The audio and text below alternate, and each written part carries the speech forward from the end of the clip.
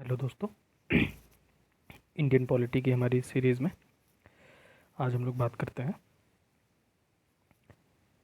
गैर संवैधानिक संस्थाओं के बारे में, नॉन कॉन्स्टिट्यूशनल बॉडी, जिसमें पहला है NITI Aayog, national institute for transforming India. इसकी स्थापना कब हुई थी? 1 जनवरी 2015 को। तो राज्यों को इसमें क्या किया गया, भागीदारी दी गई, जो योजना आयोग में ये व्यवस्था नहीं थी। नीति आयोग की प्रकृति कैसी है? ये ना तो संवैधानिक है और ना तो वैधानिक है। नीति आयोग के कार्य क्या हैं? तो नीति निर्माण के मामले में सरकार का ये थिंक टैंक है। निदेशकीय और नीतिगत दोनों प्रकार के इनपुट प्रदान करता है। दीर्घकालीन नीतियों का प्रारूप तैयार करता है। केंद्र और राज्यों को तकनीकी सलाह देता है। अब इसकी संरचना देख लेते हैं नीति आयोग की। तो इसका अध्यक्ष कौन होता है? प्रधानमंत्री इसके पदेन अध्यक्ष होता है। शासकीय परिषद में कौन कौन शामिल होता है? सभी राज्यों के मुख्यमंत्री, केंद्र शासित प्रदेशों के मुख्यमंत्री, जिसमें आपका दिल्ली, पुदुचेरी और जम्मू कश्मीर है, और अन्य केंद्र शासित प्रदेशों के उपराज्यपाल।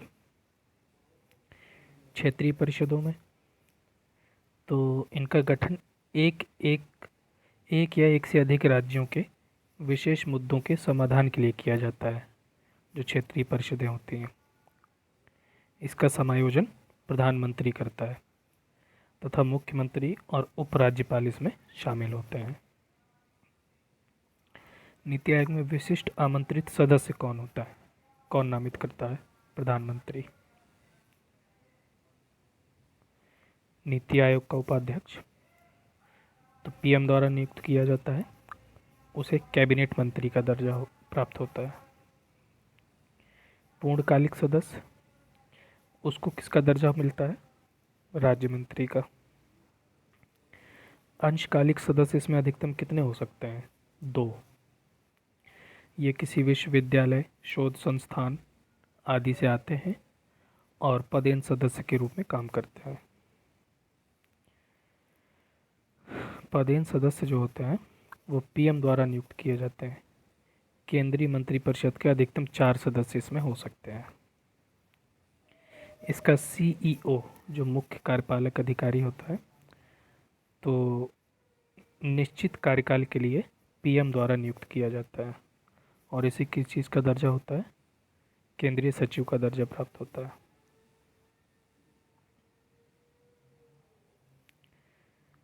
राष्ट्रीय मानव अधिकार आयोग, नेशनल ह्यूमन राइट कमीशन, ये क्या है? एक सांविधिक निकाय है, और इसका गठन किसके आधार पर किया गया था? मानव अधिकार संरक्षण आयोग 1993, और फिर मानव अधिकार संरक्षण संशोधन अधिनियम 2019। इसकी संरचना देखते हैं। तो इसमें एक अध्यक्ष होता है, और अध्यक्ष कौन होता है? कोई रिटायर्ड जज या फिर सुप्रीम कोर्ट का कोई जज, और 5 सदस्य होते हैं पूर्णकालिक। ठीक है। और 7 जो होते हैं सदस्य पदेन सदस्य होते हैं। तो ये जो 7 पदेन सदस्य होते हैं ये किसी न किसी आयोग के अध्यक्ष होते हैं। तो टोटल इसमें कितने सदस्य होते हैं? 13 सदस्य। सदस्यों की योग्यताएं देखते हैं। तो सुप्रीम कोर्ट में कार्यरत रिटायर्ड जज होंगे, हाई कोर्ट में कार्यरत या रिटायर्ड मुख्य न्यायाधीश, और जो बाकी 3 सदस्यों को मानव अधिकार से संबंधित जानकारी होनी चाहिए और उनके कार्य का अनुभव होना चाहिए। और इन 3 सदस्यों में से एक जो है वो महिला होनी चाहिए। ठीक है।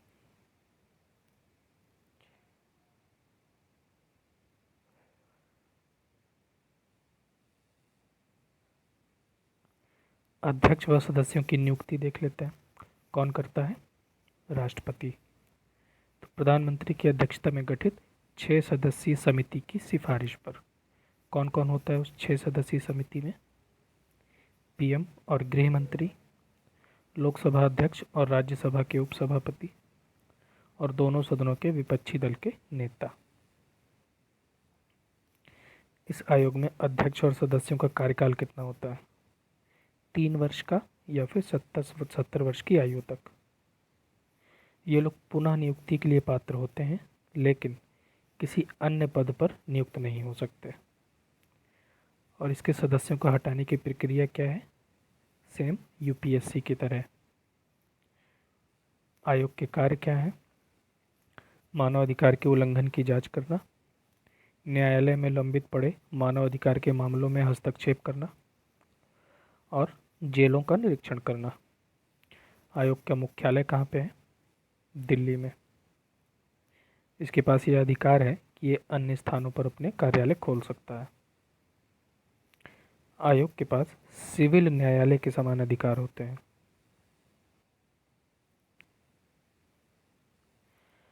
आयोग की किसी भी सिफारिश को मानने के लिए सरकार बाध्य नहीं है और आयोग को दोषी व्यक्ति को सजा देने का भी अधिकार नहीं है। राज्य मानवाधिकार, इसका गठन किस अधिनियम के तहत हुआ था? मानवाधिकार संरक्षण अधिनियम 1993। इसकी संरचना देख लेते हैं। तो इसमें एक अध्यक्ष होता है, जो कौन होता है? हाई कोर्ट का रिटायर्ड मुख्य न्यायाधीश या फिर अन्य न्यायाधीश, और 2 अन्य सदस्य होते हैं। और दोनों सदस्य कहाँ से आते हैं? एक सदस्य तो आपका हाई कोर्ट का रिटायर्ड या कार्यरत जज होना चाहिए, और दूसरा जिला न्यायालय का जज जिसे 7 वर्ष का अनुभव हो, या फिर कोई ऐसा व्यक्ति जिसे मानवाधिकार से संबंधित जानकारी और अनुभव हो। इन लोगों की नियुक्ति कौन करता है? राज्यपाल। और केंद्र की तरह ही एक समिति बनती है 6 सदस्यीय, उसी की सिफारिश पर। लेकिन इनको हटाने का अधिकार किसके पास है? राष्ट्रपति के पास। बाकी सब जो है राष्ट्रीय मानवाधिकार आयोग के जैसा ही है। इसमें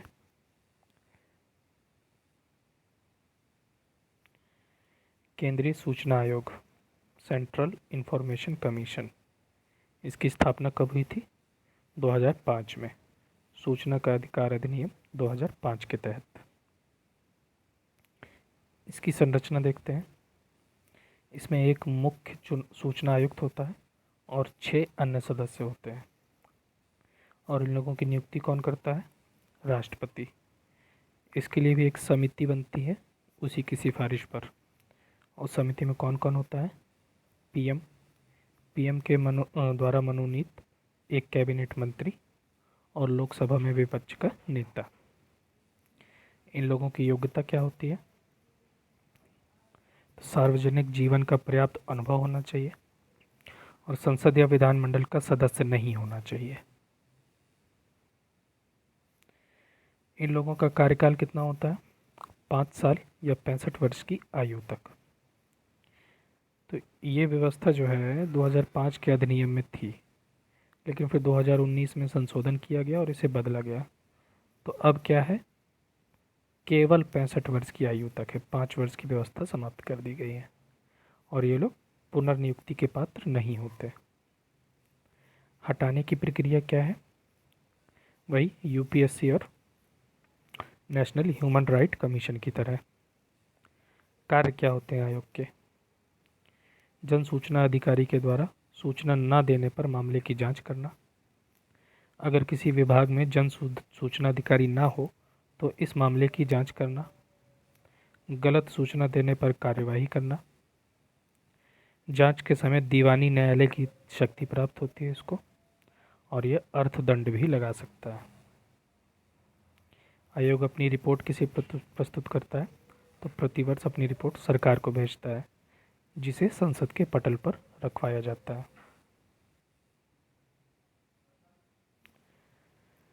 अब है राज्य सूचना आयोग। एक सांवैधिक संस्था है। सूचना का अधिकार 2005 के तहत स्थापित हुआ था। इसकी संरचना क्या है? एक मुख्य सूचना आयुक्त और 10 सदस्य होते हैं। इनकी नियुक्ति कौन करता है? राज्यपाल। सेम वैसी सेंट्रल में की तरह एक समिति बनती है जिसमें सीएम के द्वारा मनोनीत कोई एक मंत्री और विधानसभा में विपक्ष का नेता शामिल होते हैं। बाकी सब केंद्रीय सूचना आयोग की तरह ही है। केंद्रीय सतर्कता आयोग, इसका काम क्या है? सेंट्रल विजिलेंस कमीशन का। तो भ्रष्टाचार रोकने के लिए एक प्रमुख संस्था है। और किसकी सिफारिश पर यह गठित की गई थी? केंद्रीय सतर्कता आयोग संस्थानम समिति 1962-64 की सिफारिश पर। फिर इसको सांविधिक दर्जा कब मिला है? 2003 के सीबीसी एक्ट के द्वारा। संरचना देखते हैं। इसमें एक मुख्य आयुक्त तथा कम से कम 2 अन्य आयुक्त होते हैं। इनकी नियुक्ति कौन करता है? राष्ट्रपति। इसके लिए 3 सदस्यीय समिति की सिफारिश लेनी पड़ती है जिसमें पीएम, गृह मंत्री और लोकसभा में विपक्ष का नेता शामिल होते हैं। सदस्यों का कार्यकाल कितना होता है? 4 वर्ष या 65 वर्ष की आयु तक। और सेवा के बाद ये कोई अन्य पद धारण नहीं कर सकते। हटाने की प्रक्रिया क्या है? यूपीएससी और नेशनल ह्यूमन राइट कमीशन की तरह ही सेम। वेतन भत्ते देख लेते हैं। तो मुख्य आयुक्त का वेतन कितना होता है? यूपीएससी के अध्यक्ष के समान। और अन्य आयुक्त का यूपीएससी के सदस्यों के समान। मुख्यालय कहाँ है इस आयोग का? नई दिल्ली। और ये इसने आयोग को दीवानी न्यायालय की शक्तियाँ प्राप्त होती हैं। सीबीआई देखते हैं, सेंट्रल ब्यूरो ऑफ इन्वेस्टिगेशन। स्थापना कब हुई थी?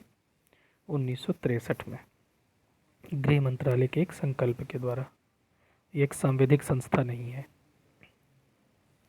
बाद में कार्मिक मंत्रालय को हस्तांतरित कर दिया गया इसे। उसके बाद फिर क्या हुआ कि स्पेशल पुलिस इस्टेब्लिशमेंट का विलय भी सीबीआई में कर दिया गया। सीबीआई के कार्य क्या हैं? विभिन्न मामलों में सरकार की प्रमुख जांच एजेंसी है ये। जांच करने में केंद्रीय सतर्कता आयोग तथा लोकपाल की सहायता करती है। इंटरपोल के साथ मिलकर भारत में अपराधों की रोकथाम करती है। इसकी संरचना देखते हैं सीबीआई की। एक निदेशक होते हैं जिनका कार्यकाल कितना होता है? 2 वर्ष का। एक विशेष डायरेक्टर होते हैं, अतिरिक्त डायरेक्टर होते हैं और अन्य अधिकारी होते हैं। इन सब की नियुक्ति कौन करता है? केंद्र सरकार के द्वारा नियुक्ति होती है। उसके लिए क्या होता है? एक 3 सदस्यीय समिति गठित की जाती है उसी की सिफारिश के आधार पर। और समिति में कौन कौन शामिल होता है? पीएम, लोकसभा में विपक्ष का नेता, भारत का मुख्य न्यायाधीश या फिर उसके द्वारा मनोनीत सुप्रीम कोर्ट का कोई अन्य न्यायाधीश। सीबीआई एकेडमी कहाँ पर स्थित है? गाजियाबाद में।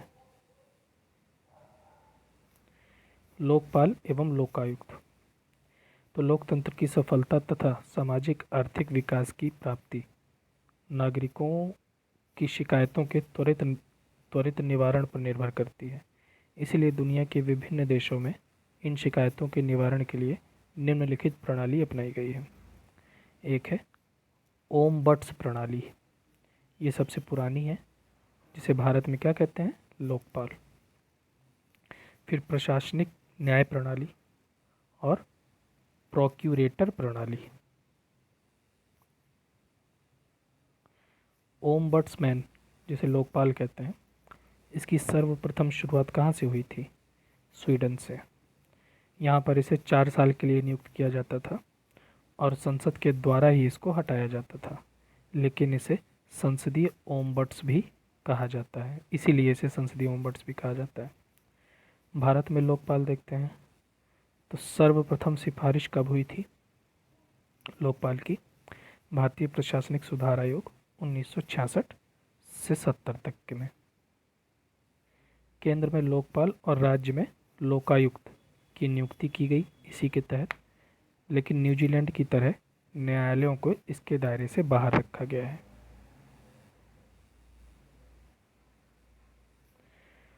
लोकपाल तथा लोकायुक्त अधिनियम 2013। तो केंद्र में लोकपाल और राज्य में लोकायुक्त, तो ये लोग निगरानी तथा भ्रष्टाचार विरोधी रोड मैप तैयार करते हैं। इनके क्षेत्राधिकार में कौन कौन शामिल है? पीएम, मंत्री, संसद सदस्य, ए, बी, सी और डी क्षेत्र श्रेणी के अधिकारी। इसमें एक अध्यक्ष व 8 सदस्य होते हैं, जिसमें से 50% सदस्य जो है वो न्यायिक सेवा से होने चाहिए, और 50% सदस्य जो है वो SC, ST, OBC महिलाओं के बीच से होने चाहिए।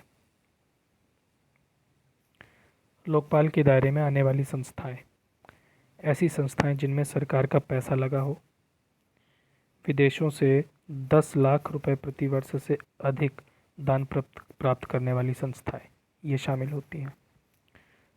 सरकारी कर्मचारी के खिलाफ लोकपाल स्वतः संज्ञान लेते हुए कार्यवाही नहीं शुरू कर सकता।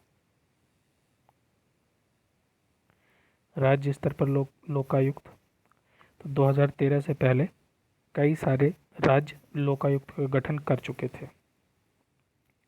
सर्वप्रथम लोकायुक्त का गठन कब और कहाँ किया गया?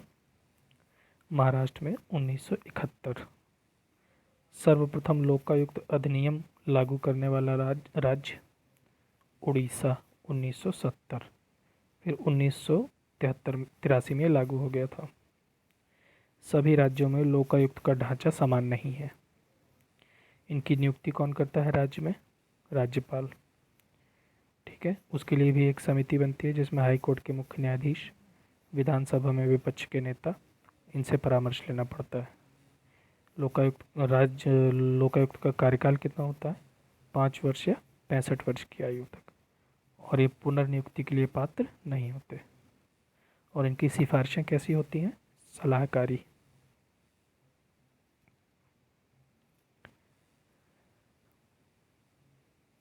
राष्ट्रीय अन्वेषण अभिकरण, NIA, नेशनल इन्वेस्टिगेशन एजेंसी।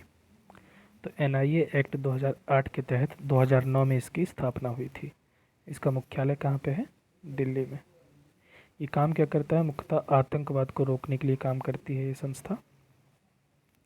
पूरे भारत में स्वयं जांच कर सकती है और राज्य सरकार इनको रोक नहीं सकती।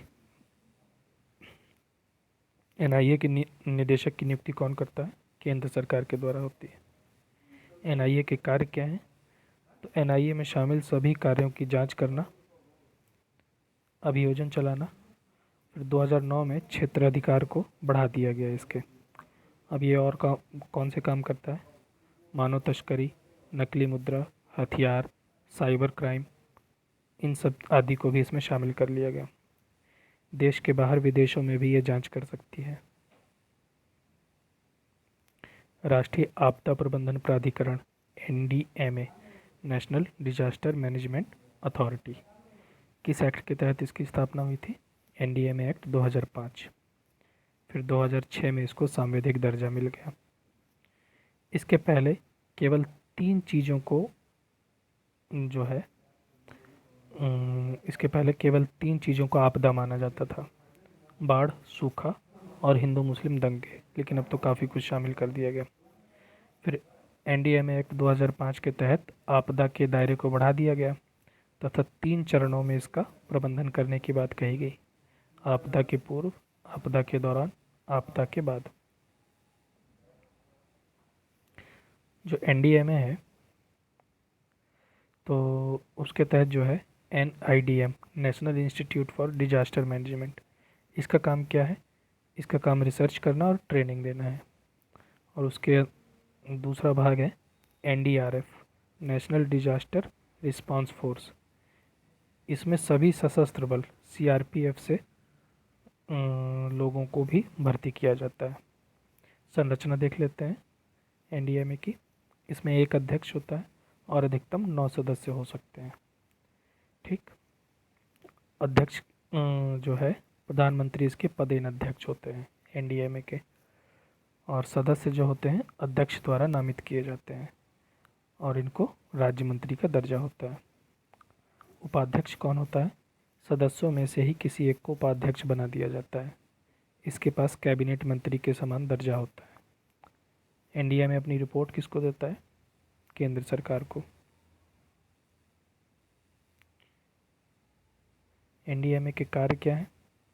आपदा प्रबंधन की नीतियाँ तैयार करना, राष्ट्रीय योजना को स्वीकृति देना जो आपदा से संबंधित है, राज्य स्तर पर स्थापित आपदा प्रबंधन प्राधिकरण को दिशा निर्देश देना, दूसरे देशों को भी आपदा संबंधी सहायता प्रदान करना। नोट देखते हैं, SDMA state disaster management authority, इसकी संरचना केंद्र के जैसी ही होती है। फिर DDMA district disaster management authority, इसका अध्यक्ष कौन होता है? DM या फिर DC डेप्यूटी कमिश्नर। और पदेन अध्यक्ष कौन होता है? स्थानीय प्राधिकार या निर्वाचित प्रतिनिधि, जैसे जिला परिषद अध्यक्ष।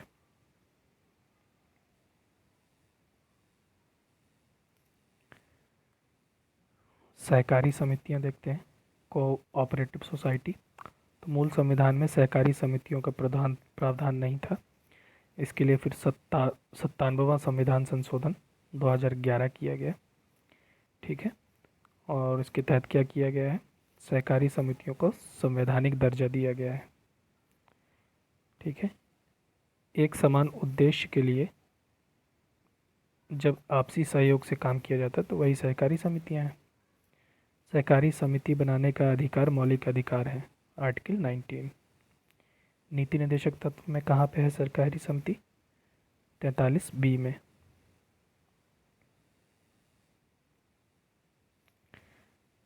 संविधान में एक नया भाग जोड़ा गया था इसके लिए, भाग 9B। 7वीं अनुसूची में सहकारी समिति को राज्य सूची का भी दर्जा दिया गया।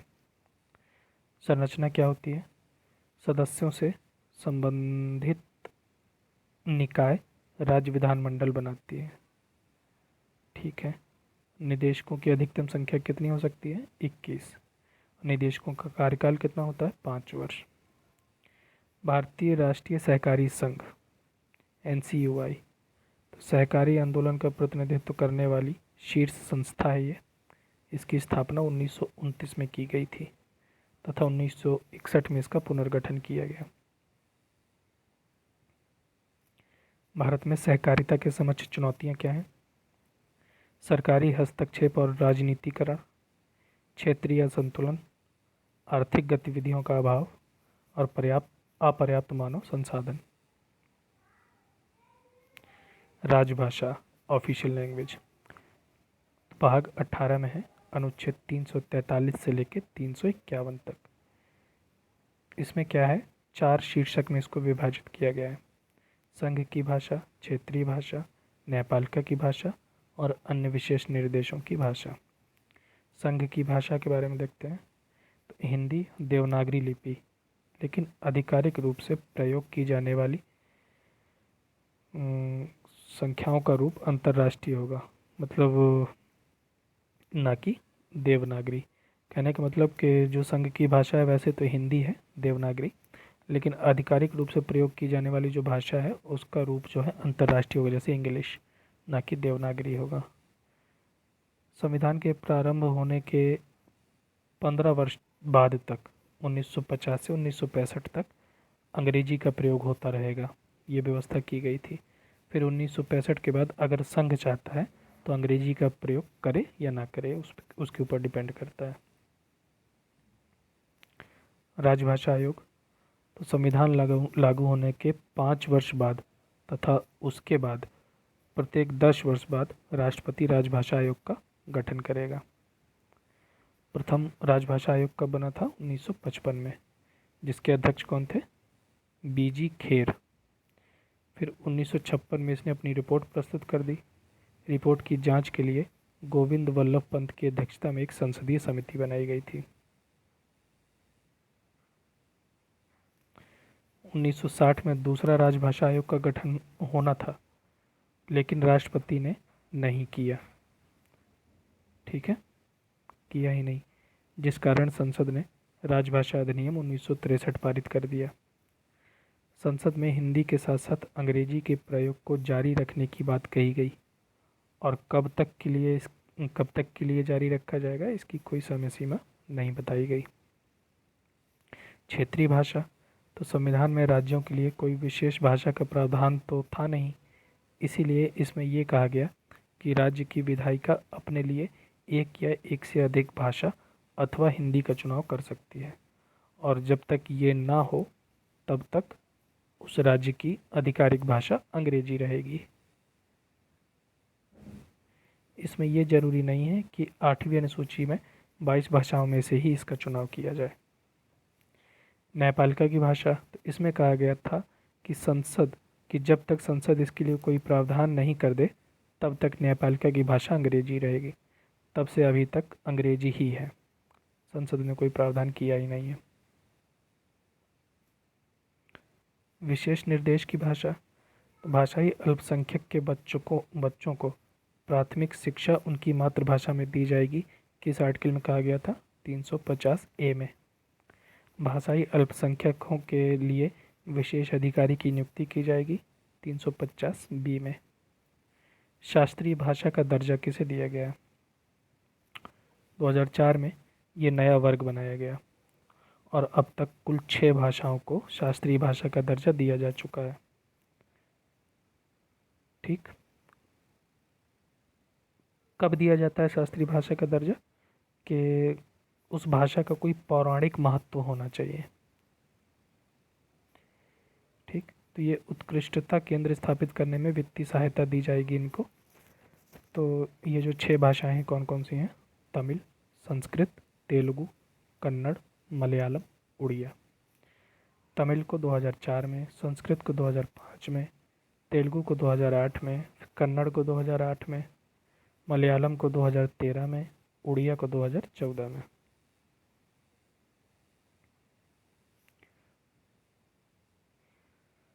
लोक सेवाएं, पब्लिक सर्विस, अनुच्छेद 308 से 314 तक। अखिल भारतीय सेवाएं, IAS, IPS, IFS, केंद्रीय सेवा और राज्य सेवा। 1947 में ICS का स्थान IAS ने ले लिया और IP का स्थान IPS ने ले लिया। 1966 में IFS, इंडियन फॉरेस्ट सर्विस को अखिल भारतीय सेवा का दर्जा दिया गया था। इनकी भर्ती और प्रशिक्षण केंद्र सरकार करती है, प्रशिक्षण सरकार करती है, लेकिन नियुक्ति कौन करता है?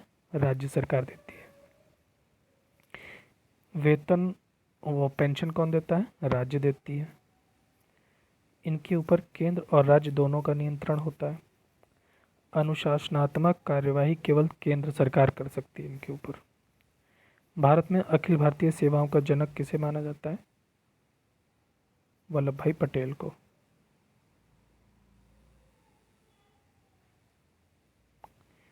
केंद्रीय सेवाएं, ये केंद्र सरकार के अधीन होती हैं। केंद्र सरकार के विभाग में ही ये लोग काम करते हैं। पहले इनका वर्गीकरण कैसे था? प्रथम श्रेणी, द्वितीय श्रेणी, निम्न श्रेणी और अधीनस्थ श्रेणी।